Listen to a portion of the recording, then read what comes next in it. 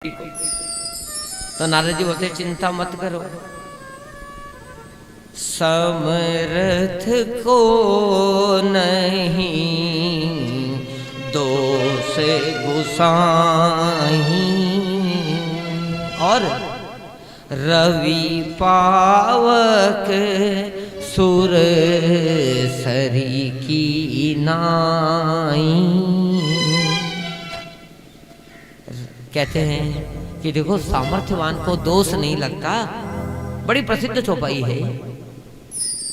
क्यों बोलते हैं? जैसे रवि पावक और सुरसरी गंगा, उसमें आप नाली की विष्ठा घेर दीजिए, कोई ये कहता है कि अरे अरे अरे गंगा ने मत छूजो, क्यों खे में बा विष्ठा घेर दी, बा गंदगी घेर दी, ऐसा थोड़ी बोलता है कोई।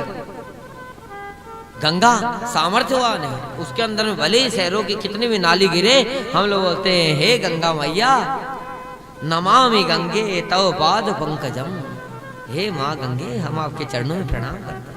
यही तो होता है, आचमन करते हैं। तो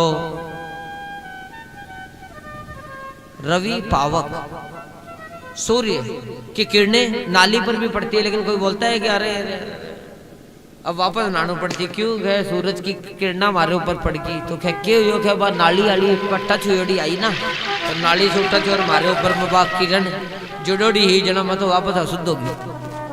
ऐसा नहीं, वो सामर्थ्यवान है रवि।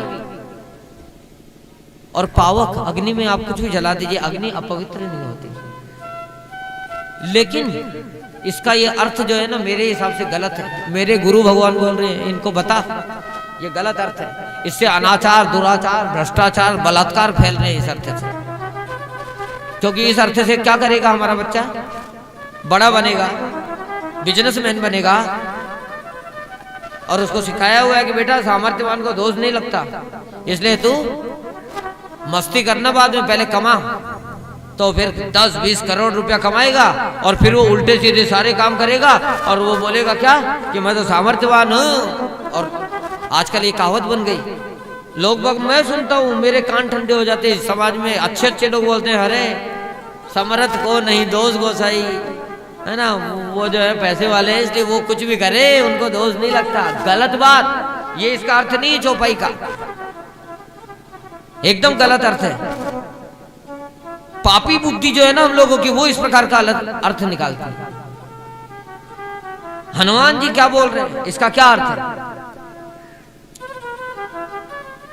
समर्थ को, तुलसीदास जी ने चौपाई लिखते समय हनुमान जी के सानिध्य में लिखी है। तुलसीदास जी कह रहे हैं समर्थ कौन? अरे समर्थ कौन? किसको मैं सामर्थ्यवान कहूं जगत में? सामर्थ्यवान कौन है?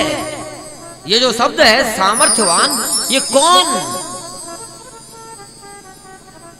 तो तुलसीदास जी ने कहा, सुनिएगा आपकी आत्मा गदगद हो जाएगी। समर्थ को तो बोलते नहीं दोष गोसाई, जिसके चरित्र में वासनाओं का कोई दोष नहीं हो, कोई अवगुण नहीं हो, उसी को मैं सामर्थ्यवान कहता हूं। जिसका चरित्र उज्ज्वल हो वही सामर्थ्यवान है, जिसका चरित्र जो है ऊंचा है वही सामर्थ्यवान है। जिसका चरित्र में अरे ऊपर से टीका लगाता हो, है सेठ बनता हो,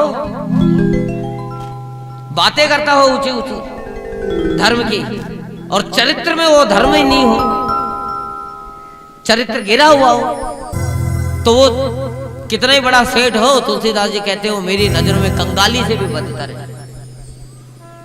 वो स्त्री पुरुष कोई भी हो, क्योंकि आत्मा की कोई जाति नहीं होती। हम आप सब एक ही हैं। ये माया की बुद्धि है कि हम अपने आप को अलग अलग मान बैठे हैं और लड़ते हैं। हम आप सब एक ही है, सब शिवमय है। आत्मा तुम, ये शिव जो बैठा है ये हमारी आपकी सबकी आत्मा बैठी है। ये शिव जिस दिन निकल जाएगा ये शरीर सौ बन जाएगा, सौ। इसलिए शिव जी के चरणों में ये 9 दिन का लंगर लगा है प्रसाद का, लाभ उठा लीजिए। बोलिए भवानी शंकर भगवान की, देवादिदेव भगवान उमा महेश्वर की।